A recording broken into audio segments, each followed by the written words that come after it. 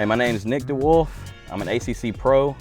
Been fishing crappie now for the last 4 years. Professional in the crappie side of things. So we're out here for Crappie Masters National here on Truman Lake in Missouri here this weekend in June. It's a 2-day tournament, and I've gotten 2 days to pre-fish. And this lake's 100 miles, of water to cover. You can't cover it that quick. So I'm gonna show you how we're gonna break it down on these graphs to eliminate water and find these big fish and try to get this thing pulled off. All right, so we're gonna break this one arm down right here.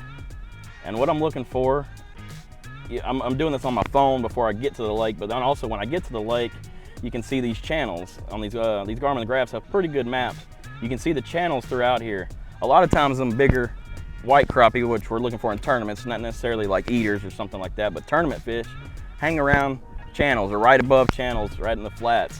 So we found this one, and then also if you look out around here, it's got standing timber, and a lot of them fish, the bigger like singles will get on these one single like cedar trees out here, right outside of the channel. Like there's a tree sitting right out there and probably 25 foot of water. That's a great place to go look to see, for a big white female. Went over this channel right here, but you see this like little spot right here?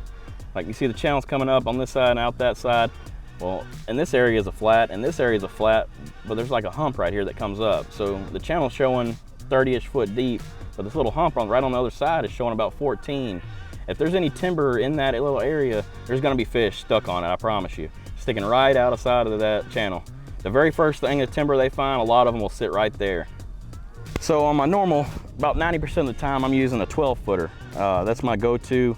I can cast it 40 foot out if I need to use it as a casting rod, or I can vertical jig with it. I got it paired up with a 6-gill autism rod, but it's about a 2000 series rod. That's about the size I use on most of my stuff. I do have some smaller ones that I use on like the 8-footer when I'm casting. I'll use like a 500 series rod on that one. And like the real finicky, you can't get real close to them. You just cast to them, or the wind's holding you off of them. We'll cast to them with that one. Like say you're having to fish these channels in, I'll run a heavier weight on my 14-footer. That way, if I'm in 30 foot of water, I can swap over that rod real quick and have something that'll get down real fast. Whereas if I get into like brush that's in 10 to 15 foot, I'll have a downsized one where it won't fall as fast, but it'll stay in the strike zone a little bit longer. So I'll have 2 rods set up just like that for tournament day, where one will drop fast and one will just be a slow drift. On my 12-footer that I'm running a little bit lighter setup, I'll just run like a little split shot. I like running these send it jigs, these little hair jigs. They're 1/8 ounce, but they have a huge, I believe they're number 2 J hook. On these bigger white crappie, I like running these bigger J hooks. I get way better hook sets and I land a lot more fish. I fish solo a lot, so I don't net a whole lot of fish. But when I run these, I feel like I get a lot better hookups and I land a lot more fish. Here on my casting rod, I'll run a little bit smaller profile bait. It's still 1/8 ounce because we're still fishing a little bit deeper water. And then I'm running like a number 4 J hook. Same thing on there. On the J hooks, I feel like I get a lot better hookup ratios than when I'm running like a normal sickle hook. Just a preference thing, more so for like white crappie. If I'm catching eaters or black crappie, I'll go to those sickle hooks. But on big white crappie, can't beat a big J hook. So on the tournament, we try to, when we land a fish, don't ever let it touch the carpet. They have that little slime outer layer.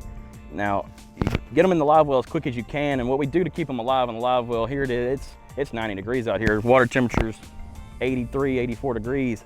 We'll put some ice in there, bring it down to about 10 degrees lower than what it is on the lake. So around, that 70-ish, 70, 74 degree mark.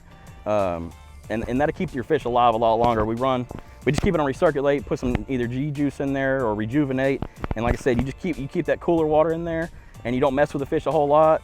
Make sure he's not bleeding or anything like that, and he'll stay alive the whole day. But as soon as it hits the carpet and gets that slime wiped off of it, or you gill hook it and don't have the stuff to put on it, they're gonna die here in about an hour. So the biggest thing to do is just don't touch, don't handle the fish a whole lot. Don't let them hit the carpet and get that slime off of them, and they'll stay alive all day in this hot summer.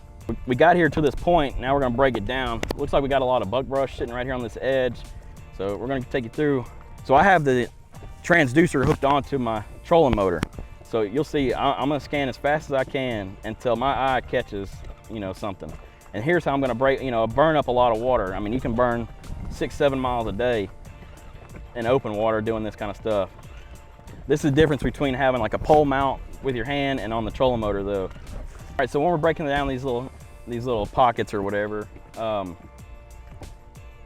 usually you'll find crappie in most areas, but what I'm looking for when I catch that crappie is is it a male or female? And then how fat, like is it fat, are they feeding, or are they super skinny?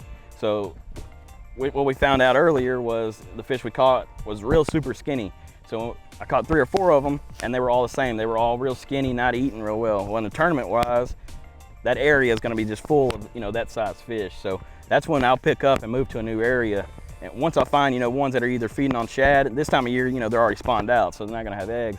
But a lot of times they'll get bigger again by eating shad. So once you find an area, catch 1 or 2 fat fish, that area is gonna hold big fat fish, and that's what we're looking for in the tournament.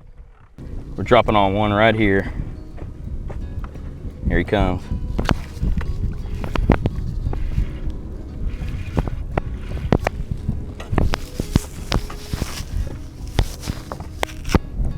Not the ones we need for the tournament.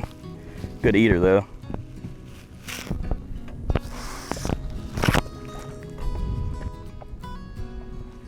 Say that. That's a good one.